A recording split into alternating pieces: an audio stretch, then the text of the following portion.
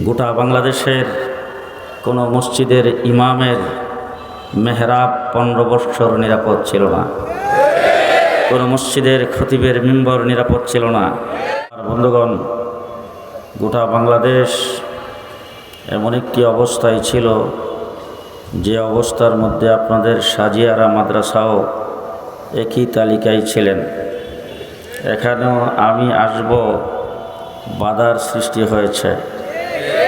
ঢাকা থেকে আমার বন্ধুবর হযরত মাওলানা মুশতাক আহমদ সাহেব এই মাদ্রাসার মুহতামেম, ওনাকে বলেছিলাম বাধা যখন হয়েছে আমি একটা পারা হইলেও দেব। আমি তখন ঊর্ধ্বতন একটা কর্তৃপক্ষের কাছে ফোন করে বলেছিলাম যে ওয়াজ মাহফিল আপনাদেরকে কি করেছে। উনি বললেন যে হুজুর কেন, কি ব্যাপার? আমি বললাম সাজিয়ারা মাদ্রাসা আমি 1992 থেকে কন্টিনিউ সেখানে যাচ্ছি, আর সেই মাদ্রাসার মাহফিলে আমি যতবার গেছি আমার বক্তৃতার পরে এলাকায় 2-4 জন লোক মারামারিতে মারা গেছে। তখন বলছে হুজুর এরকম কোনো রিপোর্ট তো আমাদের কাছে নাই, তো যদি না থাকে তাইলে আজকে আমি সেখানে যাইতে পারবো না। কেন? আমার যাওয়ার লাইন সেখানে আপনারা করবেন, আপনাদের লাইনকৃত অবস্থায় আমি যাইতে চাই। এরপরে আমি এখানে এসেছি।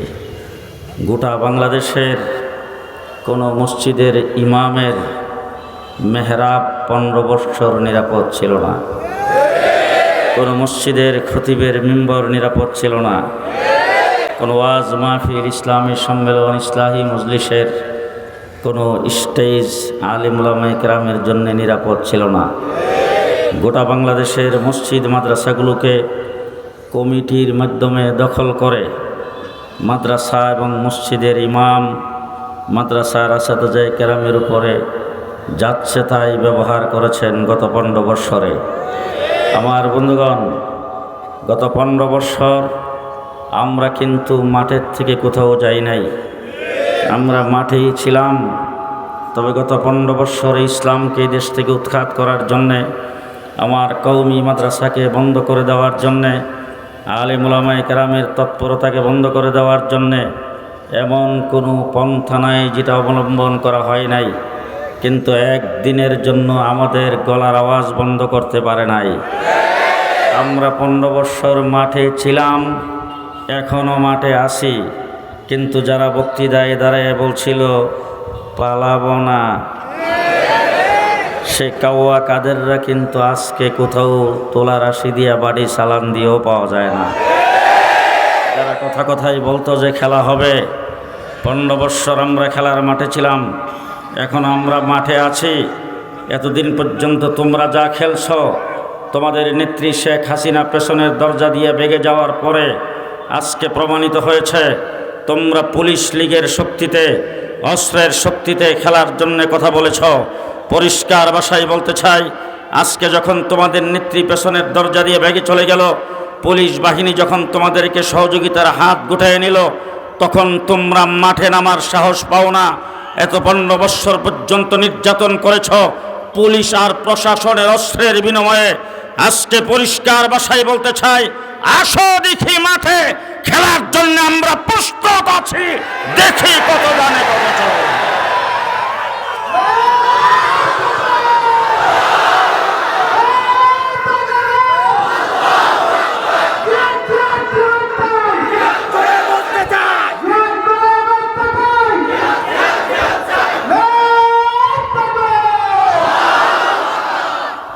মুসলমান, একটি কথা ভালো করে মনে রাখতে হবে, যদি মুসলমান হয়ে থাকেন, মুসলমানের মার বাবার গর্ভে যদি জন্মগ্রহণ করে থাকেন, জন্মের পরে যদি ডান কানে আযান আর বাম কানে ইকামত হয়ে থাকে, নিজকে যদি মুসলমান বলে দাবি করেন, যদি বিশ্ব নবীর উম্মত বলে দাবি করেন, আর এই খাতায় নাম লেখায় যদি মৃত্যুবরণ করতে চান, তাহলে আপনাকে মনে রাখতে হবে কোনো বিষয়ে আপোষ হতে পারে, কিন্তু ইসলাম আর ইমানের বিষয়ে কোনো আপোষ হতে পারে না। আমরা 15 বৎসর আপোষ করি নাই, সামনেও কোনোদিন করব না। আমরা বিশ্ব নবীর উম্মত, সবাই না জি, আমরা মুহাম্মদুর রাসূলুল্লাহ সাল্লাল্লাহু আলাইহি সাল্লামের উম্মত, ঠিক কিনা বলেন? ঠিক কিনা বলেন? আমার নবী মুহাম্মদুর রাসূলুল্লাহ সাল্লাল্লাহু আলাইহি ওয়াসাল্লাম আর অন্যান্য নবীদের মধ্যে আকাশ পাতাল ব্যবধান। আমার নবী সাল্লাল্লাহু আলাইহি ওয়াসাল্লাম দুনিয়ার থেকে চলে গেছেন 1450 বৎসর। ইসলামের সামান্যতম এদিক সেদিক হয় নাই। আল্লাহর নবী আজকের থেকে 1400 বৎসর আগে ইসলামকে যেইভাবে রেখে গিয়েছিলেন, যেই অবস্থায় রেখে গিয়েছিলেন, ইসলামের আইন কানুন, মুহাম্মদুর রাসূলুল্লাহ সাল্লাল্লাহু আলাইহি সাল্লামের সুন্নত আদনার চাইতে আদনা এখন পর্যন্ত আছে, কিয়ামত পর্যন্ত থাকবে। আদম আলাইহিস সালাম থেকে ঈসা আলাইহিস সালাম পর্যন্ত নবী পৃথিবীতে আগমন করেছেন, নবী দুনিয়ার থেকে চলে গেছেন। 100 সহিফা আল্লাহ পাক নাজিল করেছিলেন। গোটা পৃথিবীর কোনো মিউজিয়াম, গোটা পৃথিবীর কোনো জাদুঘরে একটা সহিফার অস্তিত্ব নাই। আজকে ইহুদিরা দাবি করে তৌরিতের অনুসারী, চ্যালেঞ্জ করে বলতে চাই তৌরিত কিতাবের অস্তিত্ব পৃথিবীতে থাকলে দেখাও।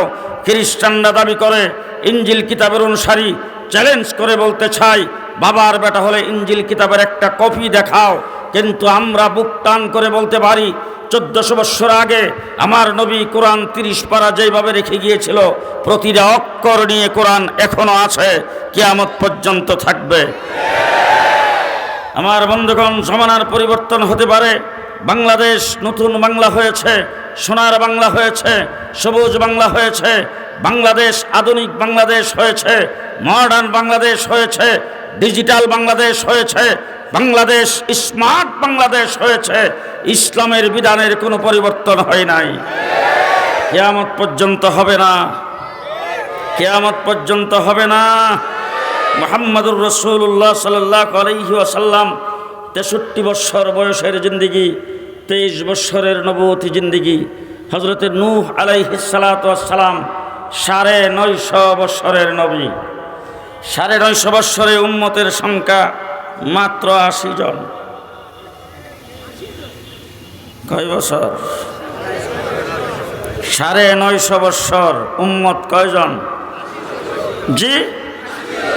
আর আমার নবীর 13 বৎসর গেছে নির্যাতনের ইতিহাস। মক্কায় রাসূল নির্যাতিত হয়েছে।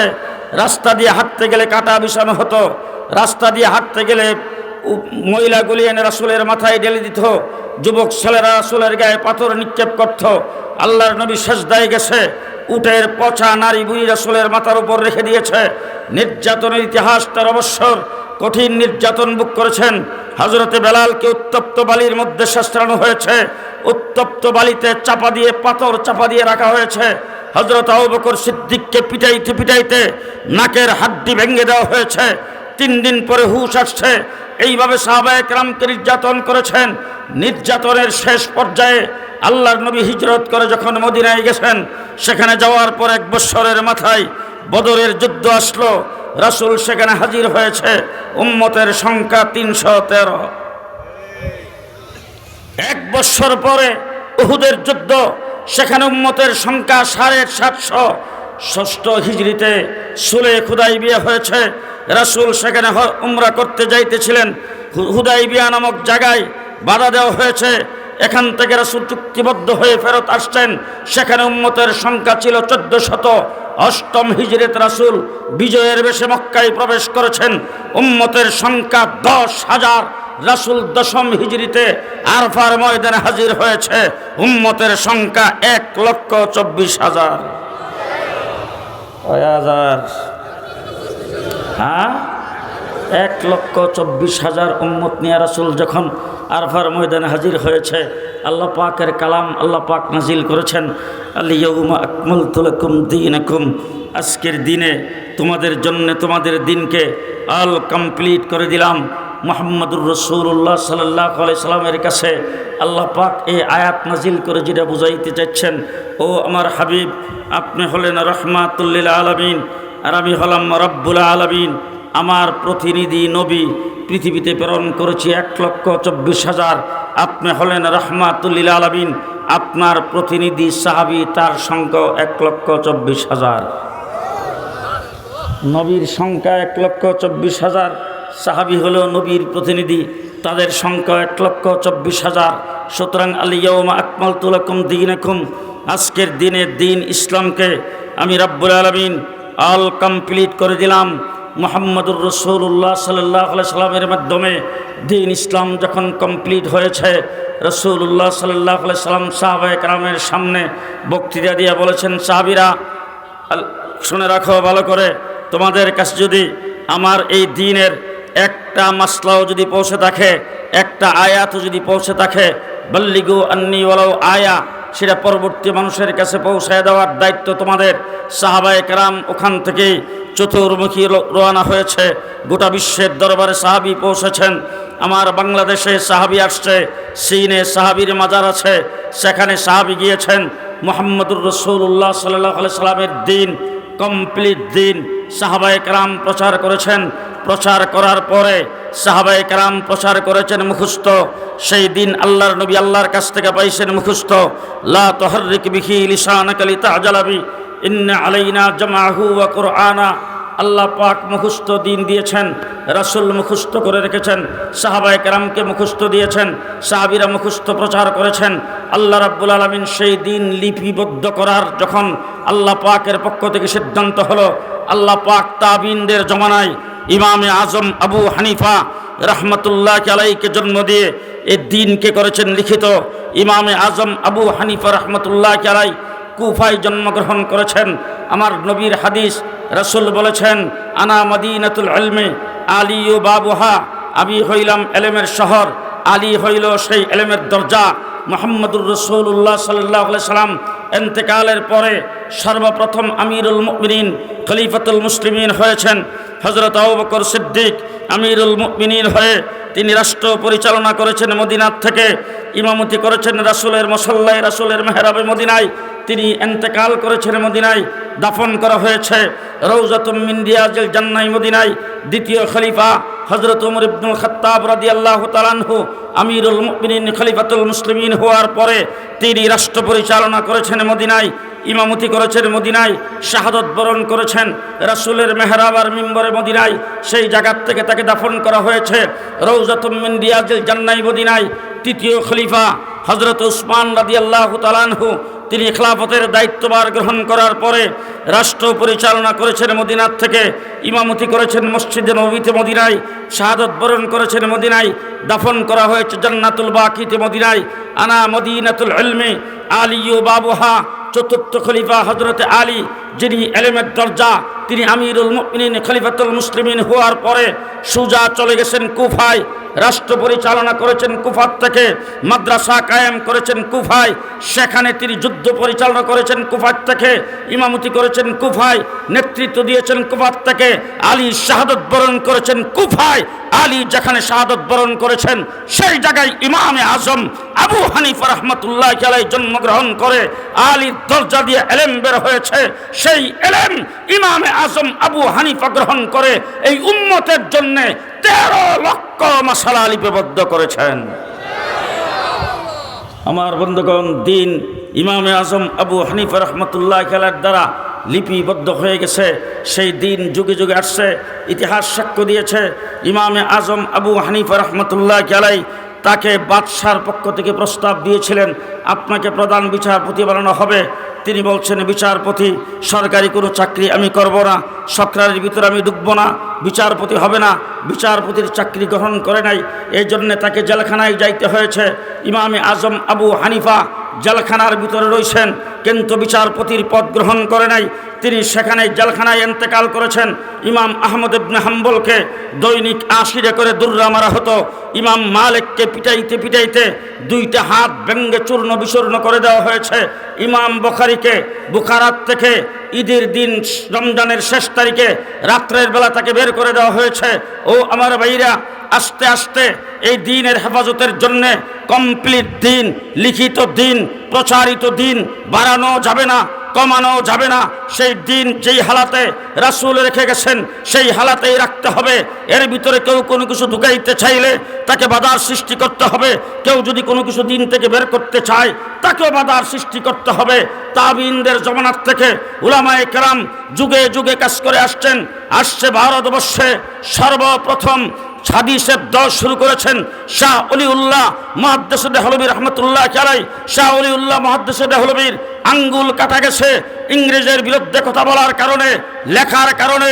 তার সুযোগ্য সন্তান শাহ আব্দুল আজিজ মুহাদ্দিস দেহলভী রহমতুল্লাহ আলাইহি ইংরেজের বিরুদ্ধে যখন একটা টু শব্দ করার কোনো লোক ছিল না, কোনো নেতা ইংরেজের বিরুদ্ধে কথা বলার যখন সাহস পায় নাই, তখন একজন মৌলবী, একজন আলেম শাহ আব্দুল আজিজ মুহাদ্দিস দেহলভী দিল্লির জামি মসজিদের মিম্বর থেকে 1802 খ্রিস্টাব্দে হুঙ্কার দিয়েছেন, ভারত দারুল হরব হয়ে গেছে, শত্রু কবলিত দেশ, ইংরেজ দখল করে নিয়েছেন, এই দেশকে স্বাধীন করার জন্য মুসলমানদের মুক্তিযুদ্ধ করা ফরজ। শাহ আব্দুল আজিজ মুহাদ্দিস দেহলভী রহমতুল্লাহ আলাইহি দেশ স্বাধীন করার জন্য ঘোষণা দিয়েছেন। উলামায়ে কেরাম যুদ্ধের ময়দানে নামছে। 1831 খ্রিস্টাব্দে বালাকোটে হযরত সৈয়দ আহমদ বেরলভী রহমতুল্লাহ আলাইহি, শাহ ইসমাইল শহীদ রহমতুল্লাহ আলাইহি, শাহ আব্দুল আজিজ মুহাদ্দিস দেহলভী রহমতুল্লাহ আলাইহির ভাতিজা শাহ ইসমাইল শহীদ আর সৈয়দ আহমদ বেরলভী রহমতুল্লাহ আলাইহি সুযোগ্য ছাত্র বালাকোটের ময়দানে শাহাদত বরণ করেছেন 1831 খ্রিস্টাব্দের 5ই মে দিবাগত রাত্রে। ঠিক একই সূত্রে গাথা ইতিহাস ভালো করে মিলিয়ে নেবেন। 2013 সালের 5ই মে রাত্রের বেলা শাপলা চত্বরে আল্লামা আহমদ শফির বাহিনী শাপলা চত্বরে রক্ত দিয়েছেন। 1831 খ্রিস্টাব্দে সৈয়দ আহমদ বেরলভী রহমতুল্লাহ আলাইহি বালাকোটের ময়দানে রক্ত দিয়েছিলেন 1831 খ্রিস্টাব্দের 5ই মে দিবাগত রাত্রে। ঠিক একই সূত্রে গাথা 2013 সালের 5ই মে রাত্রের বেলা আল্লামা আহমদ শফি নবীর ইজ্জত রক্ষার জন্যে তার বাহিনী শাপলা চত্বরে রক্ত দিয়েছেন। মুহাম্মদুর রাসূলুল্লাহ সাল্লাল্লাহু আলাইহি সাল্লামের দিন কেউ বাড়াইতেও পারবে না, কেউ কমাইতেও পারবে না, দ্বীনের পাহারাদারি করতে হবে। আমার বন্ধুগণ, শাহ আব্দুল আজিজ মুহাদ্দিস দেহলভী রহমতুল্লাহ আলাইহি ফতোয়ায় অনুপ্রাণিত হয়ে টিপু সুলতান মাঠে আসছে, দ্বীনের জন্য শাহাদত বরণ করেছেন, দেশের জন্য শাহাদত বরণ করেছেন। সিরাজউদ্দৌলা মাঠে আসছে, শাহাদত বরণ করেছেন 1857 খ্রিস্টাব্দে হজরতে সৈয়দুত তয়ফা হাজি এমদাদুল্লাহ মহাজের মক্কি, ভারতের ছায়া সরকারের প্রেসিডেন্ট, তার সেই প্রেসিডেন্ট অধীনে প্রধান বিচারপতির দায়িত্ব রশিদ আহমদ গঙ্গুহি রহমতুল্লাহ আলাইহির যুদ্ধের ময়দানে যুদ্ধ করবেন। কাসেম নানতুবি রহমতুল্লাহ আলাইহির শামিলির যুদ্ধে তিনি ছিলেন প্রধান সেনাপতি, সেই জায়গায় যুদ্ধ হয়েছে। আমার বন্ধুগণ, হজরত হাফেজ জামিন শহীদ রহমতুল্লাহ আলাইহি সেখানে শাহাদত বরণ করেছেন, যুদ্ধে মুসলমান পরাজয় বরণ করেছে। এরপরে একদিনে 14,000 আলেমকে ফাঁসির কাস্টে জোরানো হয়েছে, একজনও ইংরেজের সামনে মাথা নত করে নাই। 3.5 লক্ষ আলেমকে পানিতে ডুবায়া আগুনে পোড়ায়া ইংরেজরা হত্যা করেছে, তারপরে মুসলমান পিছপা হয় নাই। কাসেম নানতুবি রহমতুল্লাহ আলাইহি দেখলেন আলেম উলামায়ে কেরাম যেইভাবে চলে গেছে, আলেম না থাকলে দেশ স্বাধীনের জন্যে, ইসলামকে টিকিয়ে রাখার জন্যে নেতৃত্ব দেওয়ার লোক পাওয়া যাবে না। তখন রশিদ আহমদ গঙ্গুহি রহমতুল্লাহ আলাইহি, হজরতে কাসেম নানতুবি রহমতুল্লাহ আলাইহি এই সমস্ত বুজুর্গরা পরামর্শ করে একটা মাদ্রাসা প্রতিষ্ঠা করছেন, দেশ জাতিকে রক্ষা করার জন্যে, নেতৃত্বশীল তৈরি করতে। সেই মাদ্রাসায় সর্বপ্রথম শিক্ষক হিসেবে নিয়োগ পেয়েছেন, তার নাম হলো মোল্লা মাহমুদ। একজন ছাত্র পড়ার জন্য আসছে, সেই ছাত্রর নাম হলো মাহমুদ হাসান। কালক্রমে সেই ছাত্র হয়েছে শাইখুল আরবি ওয়াল আজম, শাইখুল হিন্দ মাহমুদুল হাসান দেওবন্দি রহমতুল্লাহ আলাইহি। সেই মাহমুদুল হাসান দেওবন্দি দেওবন্দ মাদ্রাসার আনার তলার সর্বপ্রথম ছাত্র। তিনি সেই ছাত্রত্ব গ্রহণ করে তিনি যখন কালক্রমে বড় হয়েছেন, তখন উস্তাদ কাসেম নানতুবি রহমতুল্লাহ আলাইহি মসনদ দখল করে মসনদে বসে, মসনদে আসীন হয়ে তিনি ইংরেজের বিরুদ্ধে লড়াই করেছেন। এমন লড়াই করেছেন যে কিছু সংখ্যক লোক ওনার বক্ত ওনাকে বলেছিলেন, মাকবারায়ে কাসিমিতে আপনার জন্য কবরের জায়গা আমরা করে রেখেছি। তিনি যখন ত্বকের পানি ছেড়ে দিয়ে বলছিলেন, তোমরা তো আমার জন্য কবরের জায়গা রেখেছ, কিন্তু জেনে রাখো আমি তো চাই ইংরেজের সাথে লড়াই হবে, আমার ডাইন হাত কেটে এক জায়গায় পড়ে থাকবে, বাম হাত কেটে আরেক জায়গায় পড়ে থাকবে, আমার কেল্লা কেটে আরেক জায়গায় পড়ে থাকবে, আমার পাওগুলি দেহ বিচ্ছিন্ন হয়ে আরেক জায়গায় পড়ে থাকবে, সরায়া সিটে এইভাবে পড়ে থাকবে। আর আমি হাসরের ময়দানে আল্লাহর দরবারে এইভাবে সরায়া সিটে উঠবো, আর আল্লাহর দরবারে বলবো তোমার দিনকে রক্ষা করার জন্যে আমি নিজকে নিজে টুকরা টুকরা করে দিয়েছি। হযরত মাহমুদুল হাসান দেওবন্দি রহমতুল্লাহ আলাইহি এক জাগ ছাত্র তৈরি করেছেন, তার ছাত্র নজির পৃথিবীতে আজকে যত গ্রুপ বলেন যারা ইসলামের নাম নিয়ে বিভিন্নভাবে কাজ করে, তাদের কোনো ডিপার্টমেন্টে কোনো প্ল্যাটফর্মে তার একজনের কোনো নজির কেউ দেখাইতে পারবে না।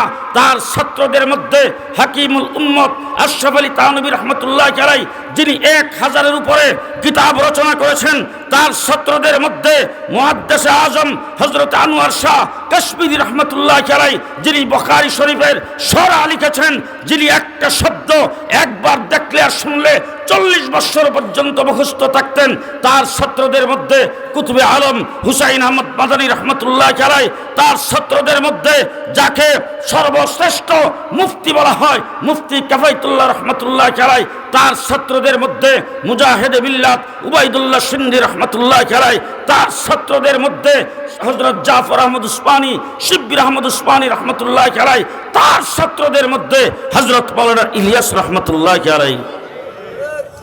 দিনকে রক্ষা করার জন্য নিজের জান মাল বাজি রেখে তারা যে কাজকর্ম করেছেন, আজকে সাজিয়ারা মাদ্রাসায় যাদের মাথায় পাগড়ি পরিয়ে দিলাম তাদেরকে জিজ্ঞেস করে দেখেন, সনদ যখন বর্ণনা করবে তখন ওই মাহমুদুল হাসান দেওবন্দি পর্যন্ত তার ছাত্রদের মাধ্যমে যে পৌঁছবে, মাহমুদুল হাসান দেওবন্দির থেকে কাসেম নানতুবি রহমতুল্লাহ আলাইহি পর্যন্ত পৌঁছবে, কাসেম নানতুবির থেকে শাইখ আব্দুল গুনি পর্যন্ত পৌঁছবে, শাইখ আব্দুল গুনির থেকে শাইখ ইসহাক পর্যন্ত পৌঁছবে, শাইখ ইসহাক থেকে শাহ আব্দুল আজিজ পর্যন্ত পৌঁছবে, শাহ আব্দুল আজিজ থেকে শাহ অলিউল্লাহ পর্যন্ত পৌঁছবে। আমার বন্ধুগণ, ইংরেজের বিরুদ্ধে লড়াই করে এই দেশ 1947 সনে দ্বিজাতি তত্ত্বের ভিত্তিতে স্বাধীন হয়েছে। ইংরেজ লাঠি ডান্ডার বাড়ি খাইতে খাইতে এই দেশ থেকে বাগার এবং চলে যাওয়ার সিদ্ধান্ত গ্রহণ করেছেন। সেই সিদ্ধান্ত গ্রহণ করে দেশটাকে 2 ভাগে ভাগ করে দিয়ে স্বাধীনতা অর্জন হয়েছে বাংলাদেশের, পাকিস্তানের এবং হিন্দুস্তানের 2 ভাগে ভাগ হয়েছে দ্বিজাতি তত্ত্বের ভিত্তিতে। যেখানে মেজরিটি মুসলমান সেখানে হবে পাকিস্তান, আর যেখানে হবে মেজরিটি হিন্দু সেটার নাম হবে হিন্দুস্তান। এবার আমি আপনাদের কাছ থেকে জানতে চাই, 1947-এ দেশ যখন স্বাধীন হয়েছে তখন আমরা হয়েছিলাম পূর্ব পাকিস্তান। পূর্ব পাকিস্তান আমরা কেন হলাম? পাকিস্তানের অংশ কেন হলাম? জি, হিন্দু হওয়ার কারণে। কি হওয়ার কারণে? জোরে জোরে। কি হওয়ার কারণে? আমরা মুসলমান হওয়ার কারণে 1947 সনে আমরা পাকিস্তানের অংশ পূর্ব পাকিস্তান নাম ধারণ করেছিলাম, পাকিস্তানের অংশ হয়েছিলাম। পশ্চিম পাকিস্তানিরা আমাদের উপর অবিচার করেছেন, পশ্চিম পাকিস্তানিরা পূর্ব পাকিস্তানের সম্পদ লুণ্ঠন করেছেন। পূর্ব পাকিস্তানের জিনিসপত্র তৈরি হয় পশ্চিম পাকিস্তানে কম দামে বিক্রি হয়, আমার বাংলাদেশে পূর্ব পাকিস্তানে বেশি দামে বিক্রি হয়। আমার বাংলাদেশের পূর্ব পাকিস্তানের লোকজন ভালো চাকরি পায় না, ভালো উহুদা পায় না, তারা গণতন্ত্রকে হত্যা করে ক্ষমতাকে কুক্ষিগত যখন করেছেন, জুলুম নির্যাতন যখন চালিয়েছেন, তখন 1971 সালে 7.5 কোটি বাঙালি একসাথে হয়ে পাকিস্তানের বিরুদ্ধে সংগ্রাম করে আমরা দেশকে স্বাধীন করেছি। স্বাধীনতা যুদ্ধ একক নেতৃত্বে নয়, স্বাধীনতা যুদ্ধ একক কোনো দলের ক্রেডিট নয়। 7.5 কোটি বাঙালির ক্রেডিট। 7.5 কোটি বাঙালি অস্ত্র ধরে আমরা 9 মাস যুদ্ধ করে স্বাধীনতা অর্জন করতেছিলাম। এবার খুব ভালো করে চিন্তা ভাবনা করে বুঝবেন, আমরা 9 মাস যুদ্ধ করে আমরা পাকিস্তান থেকে এই দেশটাকে স্বাধীন করে বাংলাদেশ করেছি। এবার আমি জিজ্ঞেস করতে চাই, কাশ্মীর স্বাধীনতা আন্দোলন করতেছে, যুদ্ধ করতেছে আজকে 70 বছর, কাশ্মীর কি স্বাধীন হইতে পারছে? বলেন বলেন বলেন। কাশ্মীর কি স্বাধীন হইতে পারছে? আজকে ত্রিপুরার দিকে তাকায় দেখেন, 40 বছর পর্যন্ত স্বাধীনতা আন্দোলন করতেছে, স্বাধীন হতে পারে নাই। আসামের দিকে তাকায় দেখেন, 40 বছর স্বাধীনতা আন্দোলন করতেছে, স্বাধীন হতে পারে নাই। আজকে মণিপুরের দিকে তাকায় দেখেন, 40 বছর যাবৎ আন্দোলন করে তারা স্বাধীন হতে পারে নাই। 70 বছর আন্দোলন করেও স্বাধীনতা অর্জন করতে পারল না। আর মাত্র 9 মাসের যুদ্ধে আমরা স্বাধীনতা অর্জন করেছি। তার একমাত্র শুধুমাত্র কেবলমাত্র কারণ হলো আমরা মেজরিটি মুসলমান হিসাবে যখন পাকিস্তানের অংশ হয়েছিলাম। কথা আসতে বলবেন না, ডাইনে বামে তাকায় দেখবেন, কেউ যদি কথা না কয় মনে করবেন হে দলের লোক। কথা কি বুঝাইতে পারতেছে? বুঝাইতে পারতেছে? আমরা স্বাধীনতা অর্জন করেছিলাম 1947-এ মেজরিটি মুসলমান হওয়ার কারণে। 1971 সনে আমরা স্বাধীনতা অর্জন করেছি, তখন মেজরিটি মুসলমান হওয়ার কারণে, যদি মেজরিটি মুসলমান হওয়ার কারণে পূর্ব পাকিস্তান না হতাম, পাকিস্তানের অংশ না হতাম, আমরাও 70 বৎসর আন্দোলন করেও স্বাধীনতা অর্জন করতে পারতাম না। ঠিক কিনা বলেন? ঠিক কিনা বলেন? আমার বন্ধুগণ, পরিষ্কার ভাষায় বলতে চাই, দিন ইসলাম আমার নবী আমাদের কাছে রেখে গেছে আমানত। দান দান শহীদ করে তাইফের জমিনে রক্ত দিয়ে আমির হামজার লাশটাকে টুকরা টুকরা করে সেই দিন, কমপ্লিট দিন আল্লাহর নবী আমাদের কাছে রেখে গেছে। দিন ইসলামকে রক্ষা করার জন্যে যুগে যুগে আন্দোলন হয়েছে। আনার তলায় মাদ্রাসা কায়েম করেছেন কাসেম নানতুবি রহমতুল্লাহ আলাই। আজকে গোটা বিশ্বের প্রায় অর্ধেকটা পৃথিবী ঘোরাফেরা করে আপনাদের সামনে চোখে দেখে সাক্ষী দিতে চাই, আজকে দিন ইসলামের খুঁটিনাটি মাসলা মাসাইলের যাবতীয় সব কিছু নিয়ে অক্ষতভাবে দিন টিকে আছেন। আমেরিকা বলেন, কানাডায় বলেন, মসজিদে বলেন, মাদ্রাসায় বলেন, সব জায়গায় দ্বীনের তালিম যেখানে হচ্ছে, দ্বীনের যেখানে প্রসার হচ্ছে, দ্বীনই যত কাজকর্ম হচ্ছে, সব জায়গায় যদি তাকান তাইলে শহীদ দিন একমাত্র উলামায়ে দেওবন্দরে রেখেছেন। শহীদ দিন একমাত্র উলামায়ে দেওবন্দরে রেখেছেন। এই জন্যে আমাদের পরিচয়টা খুব ভালো করে সুন্দরভাবে বুঝে নেবেন, এবং এই পরিচয় আমাদের দেখলেই মনে করবেন তাদের পরিচয় হলো এইটা। আমাদের পরিচয় হলো আহলে সুন্নাত ওয়াল জামাত হানাফি দেওবন্দি। আহলে সুন্নাত ওয়াল জামাত হানাফি, বলেন বলেন বলেন, কেমন না কইলে তারা দিও কন। আহলে সুন্নাত ওয়াল জামাত হানাফি দেওবন্দি, হানাফি দেওবন্দি। খুব ভালো করে মনে রাখেন, আমাদের আকাবির দিন, বুজুর্গানের দিন কোনো কিছুতে ছাড় দেয় নাই। যেই দিক থেকে বাধা আসছে, যত বড় শক্তি হোক, তার বিরুদ্ধে রুখে দাঁড়িয়েছেন। ভবিষ্যৎ কি হবে না না হবে সেইগুলির কোনো চিন্তা ভাবনা মোটেও কোনো দিন করে নাই, সম্মুখ কোনো চিন্তা করে নাই সামনে কি হবে। আইয়ুব খান যখন ফ্যামিলি প্ল্যানিংয়ের আইন জারি করেছেন, তখন এদেশের মানুষ, পূর্ব পাকিস্তানিরা, তখন হজরত মৌলানা শামসুল হক ফরিদপুরি রহমতুল্লাহ আলাইহির নেতৃত্বে ফ্যামিলি প্ল্যানিং আইনের বিরুদ্ধে মাঠে ময়দানে যুদ্ধে লিপ্ত হয়েছেন। যখন বাংলাদেশ স্বাধীন হয়েছে, রাজনৈতিকভাবে এই দেশ থেকে যখন রাষ্ট্রীয়ভাবে ইসলামকে মুছে ফেলার গভীর ষড়যন্ত্র শুরু হয়েছে, তখন হজরত হাফিজি হুজুরের নেতৃত্বে আমরা তার মোকাবেলা করেছি। এরপরে যখন তসলিমা নাসরিন আসছে, আইসা বাংলাদেশের বর্ডার উড়িয়ে দেওয়ার কথা বলেছেন, কোরআন পরিবর্তনের কথা বলেছেন। বাইতুল মুকাররমের খতিব উবাইদুল হকের নেতৃত্বে আমরা তার মোকাবেলা করেছি। হাইকোর্ট থেকে 2 জন বিচারপতি ফতোয়ার বিরুদ্ধে রায় দিয়েছে। মুফতি ফজলুল হক আমিনের নেতৃত্বে আমরা তার মোকাবেলা করেছি। শিখা চিরন্তন জেলে এদেশের মানুষকে যখন মুশরিক বানাইবার চেষ্টা করা হয়েছে, শাইখুল হাদিস আল্লামা আজিজুল হকের নেতৃত্বে আমরা তার মোকাবেলা করেছি। শাহবাগে নাস্তিকার মুরতাদরা একত্রিত হয়ে আল্লাহ আল্লাহ রাসূল সম্পর্কে যখন কটূক্তি করেছেন, তখন আল্লামা আহমদ শফির নেতৃত্বে শাপলা চত্বরকে রক্তে রঞ্জিত করে আমরা তার মোকাবেলা করেছি।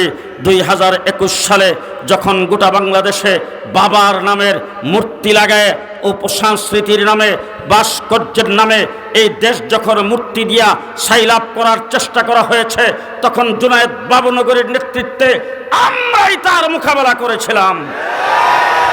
আমরা তার মোকাবেলা করেছি। বাবরি মসজিদ যখন ভেঙে দিয়েছে, সেইগুলো হাদিসের নেতৃত্বে আমরা লং মার্চ করেছি বাবরি মসজিদকে রক্ষা করার জন্যে। কোথাকার ভারত কত বড় শক্তি সেইগুলি দেখার টাইম আমাদের নাই।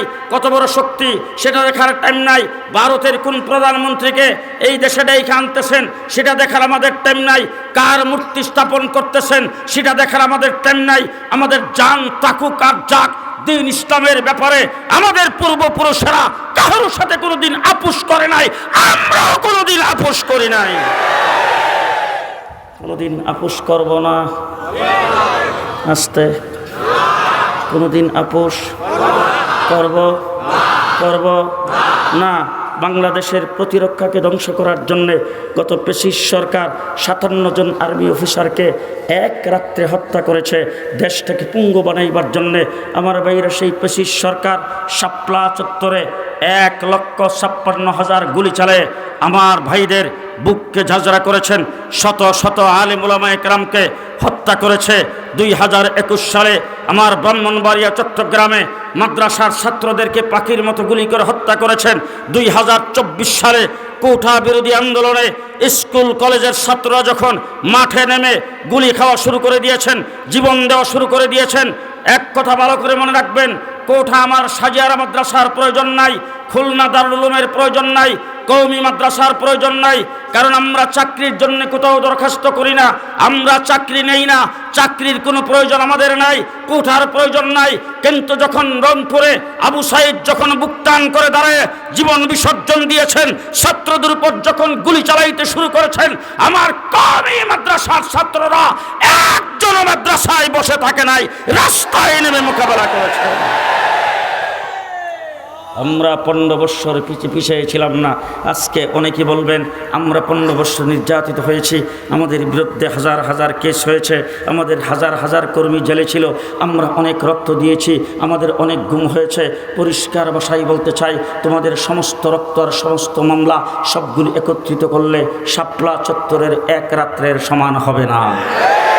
শাপলা চত্বরের রক্ত আমরা দিয়েছি, সেই রক্ত দিয়ে মুহাম্মদুর রাসূলুল্লাহ সাল্লাল্লাহু আলাইহি ওয়াসাল্লাম সুলহে হুদাইবিয়া করে রাসূল যখন চলে আসতেছেন, আল্লাহ পাক কোরআনের আয়াত নাজিল করেছেন, ইন্না ফাতাহনা লাকা ফাতহাম মুবিনা। আল্লাহ পাক এটাকে ফতহে মুবিন ঘোষণা দিয়েছেন। হযরত ওমর ইবনুল খাত্তাবের পর্যন্ত প্রাথমিক অবস্থায় বুঝে আসে নাই কিভাবে হলো। আমরা সেখানে নাকে খত দিয়ে আসলাম। 10টা শর্তে চুক্তি হয়েছে, 9টাই আমাদের খেলাফ, একটা আমাদের কিছুটা পক্ষে। এই অবস্থায় আল্লাহ পাক ফতে ঘোষণা করেছেন। কিন্তু তার 2 বছর পরেই মক্কা ফতে হয়েছে। তখন আয়াতের মর্ম বুঝে আসছে। পরিষ্কার ভাষায় বলতে চাই, শাপলা চত্বরে যখন শেখ হাসিনার সরকার গুলি চালিয়েছে, সেই দিনই কিন্তু তাদের পরাজয়ের ঘণ্টা বেজে গেছে। 2024 সালে তা বাস্তবায়ন হয়েছে। আমার বন্ধুগণ, সেই সাথে আমরা সব সময় মাঠে ছিলাম। পরিষ্কার ভাষায় বলছি, যখন এই সরকার পেছনের দরজা দিয়া 2024 সালের 5ই আগস্ট যখন হাসিনা সরকার বেগে চলে গেল, আজকে আওয়ামী লীগ, ছাত্রলীগ, যুবলীগের ভাইদেরকে অত্যন্ত দরদের সাথে বলতে চাই, যেহেতু আপনারা ইতিম হয়ে গেছেন, ইতিম হিসাবে আপনাদের সহানুভূতি আকারে বলতে চাই, আপনাদের মা, আপনাদের বোন, আপনারা যার জন্যে মহল্লায় মহল্লায় তাণ্ডব চালিয়েছিলেন, তিনি যখন বাইগা চলে যায় আপনাদের কারো কথা চিন্তা করে নাই। কাউয়া কাদের তো 2 দিন আগেই বাগছে, কাউয়া কাদের তো 2 দিন আগেই গেছে। জি, আপনাদের কি কোথায় ফেলে গেল, কোথায় থাকবেন, কি করবেন, কোনো প্রকার চিন্তা ভাবনা করে নাই। বাস তিনি যে দাদার কোলে বসে গেছেন, সেখানে বৈশা যখন ষড়যন্ত্র শুরু করেছেন আমাদের দেশের পুলিশ বাহিনী, শেখ হাসিনার নিয়োগকৃত, তারা যখন 2024 সালের 5ই আগস্টের পরে হাত পাও গুটায় নিয়েছেন, তারা চাকরিতে জয়েন করবে না, তারা ডিউটি পালন করবে না, তারা যখন অব্যাহতি নিয়েছেন, বাংলাদেশ যখন অবস্থা খারাপ দেখা দিয়েছে, তখন রোডে গার্ডের ট্রাফিকের কাজ থেকে শুরু করে মহল্লায় মহল্লায় পাহারাদারির কাজ পর্যন্ত স্কুল কলেজ ইউনিভার্সিটির ছাত্রদের কাঁধে কাঁধ মিলায়া আমার কওমি মাদ্রাসার ছাত্ররা করেছেন। ঠিক কিনা বলেন? সবচাইতে বেশি আওয়ামী লীগ সরকারের হাতিয়ার ছিল সংখ্যালঘুদেরকে দিয়ে এই দেশে একটি অকারেন্স ঘটাবে।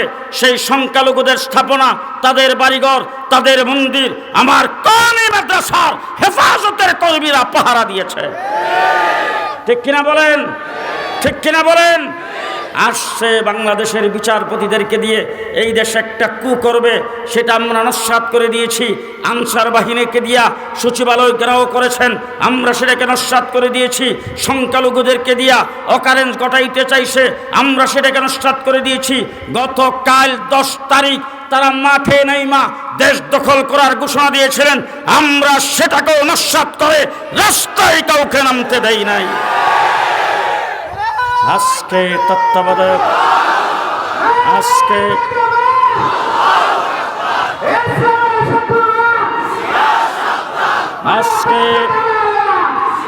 আজকে তত্ত্বাবধায়ক সরকারকে বলতে চাই, ডাক্তার ইউনূস সাহেবকে বলতে চাই, আমাদের রক্তের উপর দাঁড়ায় আপনারা ক্ষমতায় আছেন। আমরা রক্ত দিয়ে আপনাদেরকে ক্ষমতায় বসেছি, কিন্তু গত ফ্যাসিস্ট সরকার আমার দেশের মুসলমান সন্তানদেরকে বানর থেকে মানুষ তৈরি সেটা পড়ানোর ব্যবস্থা করেছিল, শরীফ থেকে শরীফার শিক্ষা চালু করেছিল, নাস্তিকতাবাদের শিক্ষা, সমকামিতার শিক্ষা আমার স্কুল কলেজে চালু করে ইসলামিক শিক্ষাকে সমূলে বাংলাদেশ থেকে বিদায় করতে চেয়েছিল। কিন্তু আজকে আপনারা আমাদের রক্তের উপর দাঁড়িয়ে বসে আজকে আপনারা যদি তাই করেন, কিন্তু পরিষ্কার বলে দিলাম আমরা কাউকে সাথ দেব না, কাউকে সাথ দেব না।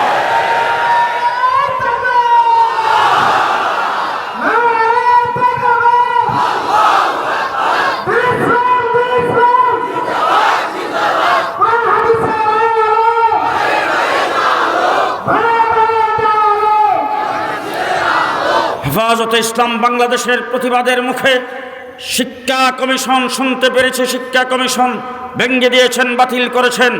ধন্যবাদ জানাই এটুকের জন্যে। কিন্তু বর্তমানে শিক্ষা কমিশন গঠন করা হচ্ছে, কাকে নিয়ে গঠন করা হচ্ছে, কি নিয়ে গঠন করা হচ্ছে আমরা এখনো জানতে পারি নাই। আমরা একথা বলি না সমস্ত আলেমদেরকে দিয়া শিক্ষা কমিশন গঠন করেন, তবে শিক্ষা কমিশনে 92% মুসলমানের দেশে যাদেরকে রাখা হবে তাদের মধ্যে একজন আলেমকে তাদের সাথে সমন্বয় করতে হবে। আপনারা কি রাজি আছেন? আপনারা সবাই রাজি আছেন? বাংলাদেশে ইসলাম ভিত্তিক শিক্ষানীতি জারি করতে হবে। আমার সন্তান সবাই কি মাদ্রাসায় পড়ে?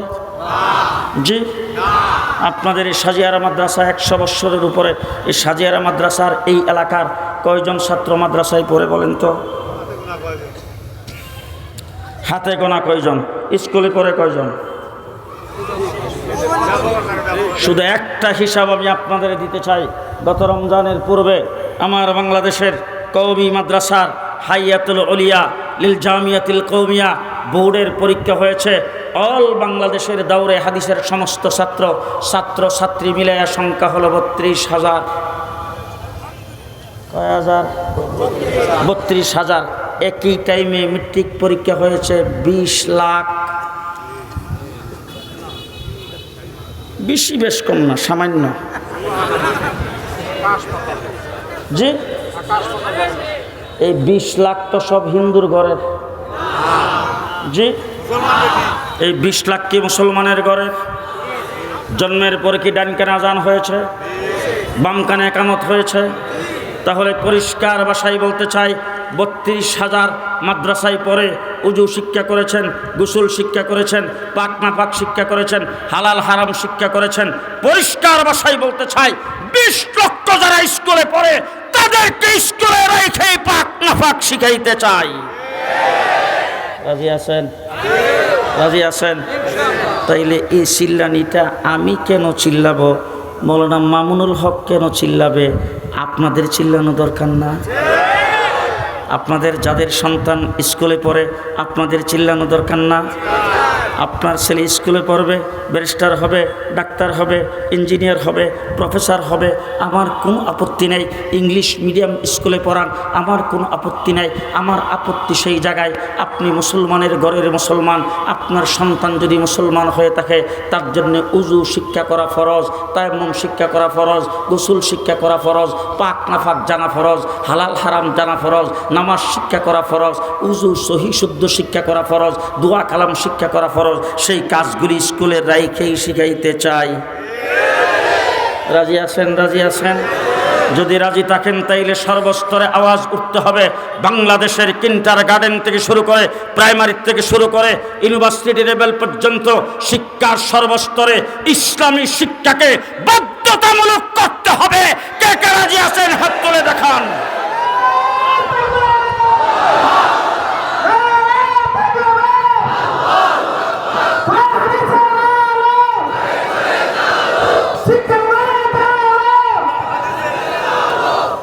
মুসলমান আলেম ওলামায়ে কেরামকে যারা বৎসরের পর বৎসর জেলখানায় ঢুকায় রেখেছেন, শাপলা চত্বর সহ বাংলাদেশের আলেমদের উপরে যারা নির্যাতন করেছেন, স্কুল কলেজের ছাত্রদের উপরে যারা নির্যাতন করেছেন, 15 বৎসর পর্যন্ত গোটা দেশটাকে যারা জেলখানা বানিয়ে রেখেছিলেন, যারা দেশের টাকা পয়সা পাচার করে বেগম পাড়ায় বাড়ি করেছেন, দেশের সম্পদকে লুণ্ঠন করেছেন, ভাগ্যা বর্ডার পাস হয়ে যাওয়ার সময় যাদের ব্যাগের ভিতরে 70 লক্ষ টাকা পাওয়া গেছে, যাদেরকে গ্রেফতার করতে যায় 400 কোটি টাকা নগদ তাদের বাসায় পাওয়া গেছে, এইভাবে যারা লুণ্ঠন করেছেন সেই পেশিবাদ সরকারের সাথে যাদের সম্পর্ক ছিল, এমন কাউকে তত্ত্বাবধায়ক সরকারে নেওয়া যাবে না, যাবে না, যাবে না।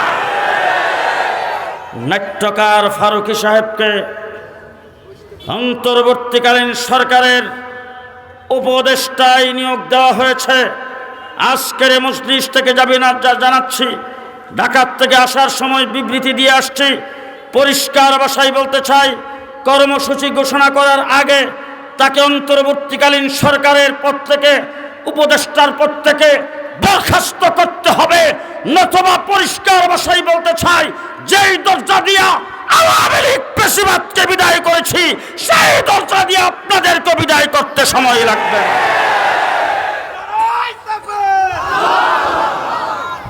শেষ কথা বলবো, বাইতুল মুকাররমের সামনে মানববন্ধন, বিক্ষোভ মিছিল করে আমাদের বাংলাদেশের একটা দল গত 15 বছর, গত 2016 সাল থেকে তারা আমাদেরকে বলেছে আমরা পাকিস্তানি রাজাকার।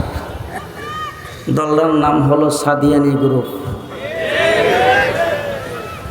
মানববন্ধন করে বলেছে আমরা হেফাজতি, আমরা সরকার বিরোধী। শেখ হাসিনার সঙ্গে সাক্ষাৎ করে বলেছে আমাদের 40 লক্ষ ভোটার আছে বাংলাদেশে, স্বপ্ন কামার খার। এই সব বলে ওই সরকারের মনোরঞ্জন করে 2 সপ্তাহের জন্য বৈষম্য আমাদের সঙ্গে সৃষ্টি করে। তারপরে তারা যায় ঢুকছে কাকরাইলে, তারা একটা পর্ব ইস্তেমার বাক করে নিছেন, সেই পর্বে মানুষ তো হয় নাই, মানুষের মধ্যখানে গরু ছাগল হাঁটছে। এই অবস্থায় যারা 15 বছর পর্যন্ত সরকারের ছত্রছায়ায় করেছেন, সরকার যেই পথে বিদায় হয়েছে তারাও সেই পথে বিদায় হওয়া দরকার। এই কথা আসতে বলবেন না, তারাও সেই পথে বিদায় হওয়া দরকার।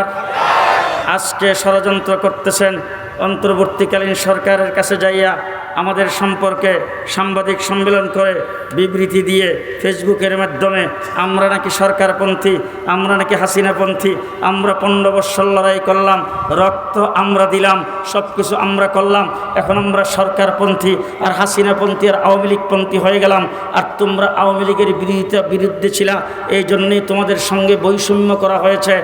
4 সপ্তাহ আর 2 সপ্তাহ এইগুলি তত্ত্বাবধায়ক সরকারকে বুঝায়া, অন্তর্বর্তীকালীন সরকারকে বুঝায়া আবার 7-7কে বাংলাদেশে আনার পায়তারা শুরু করেছেন। টঙ্গীর মাঠ দখল করার, আজকে কাকরাইল মসজিদ দখল করার ষড়যন্ত্র শুরু করেছে।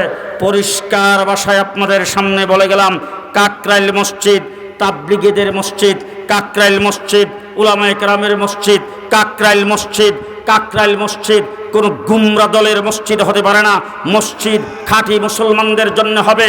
এই জন্যে কাকরাইল মসজিদে তাবলিগ একমাত্র উলামায়ে কেরাম সমর্থিত শুরায়ে নিজামের তাবলিগ চলবে, সাদিয়ানের তাবলিগ সেখানে চলবে না। আপনারা একমত? আপনারা সবাই একমত? আল্লাহ কবুল করুক। হাত নামান, হাত নামান। পরিষ্কার ভাষায় বলতে চাই, আল্লাহ পাক দুনিয়াতে নবী প্রেরণ করেছেন, বিশ্বনবী মুহাম্মদুর রাসূলুল্লাহ সাল্লাল্লাহু আলাইহি ওয়াসাল্লাম বেলালে হাবশী ইসলাম কবুল করে আল্লাহর নবীর নিকটতম হয়েছে, রাসূলের মুয়াজ্জিন ছিলেন, কিন্তু রাসূলকে লালন পালন করেছেন আপন চাচা আবু তালেব। ইসলাম কবুল করতে পারছে? আসতে বলেন, পারছে? আমার নবী কি দাওয়াত দেয় নাই? চেষ্টা করে নাই? চেষ্টা করে নাই? মৃত্যুর আগে রাসূল মাথার কাছে বসেছেন, বৈশা চাচাকে বলছেন, চাচা শেষ নিঃশ্বাস কখন ত্যাগ করেন ঠিক নাই, আপনার অবস্থা খারাপ, কেউ শুনতে হবে না, শুধু আমি শুনবো, আমার কানের মধ্যে মুখটা লাগাইয়া আপনি একবার শুধু বলবেন লা ইলাহা ইল্লাল্লাহ। আমি হাসরের ময়দানে যাই বলবো আমার চাচা কালিমা পড়ছে, আমি শুনছি, আপনাকে সুপারিশ করব। এইটুক পর্যন্ত রাসূল পারে নাই। আল্লাহ পাক পরিষ্কার ভাষায় বলে দিয়েছেন, ইন্নাকা লা তাহদি মান আহবাবতা, আমি যাকে হেদায়েত করব তিনি হেদায়েত পাবে। আপনি চেষ্টা করার মালিক, আপনি চেষ্টা করে যাবেন। হেদায়েতের মালিক কে? আরো জোরে কে? আল্লাহ। মাওলানা সাদ বলছেন, হেদায়েতের মালিক আল্লাহ নয়, আল্লাহ হেদায়েতের মালিক হলে নবী প্রেরণ করতেন না। জি আস্তে কো আয় হায় হায় হায় হায়, এরকম যদি একটা একটা করে বলতে থাকি অনেকক্ষণ বলতে পারবো।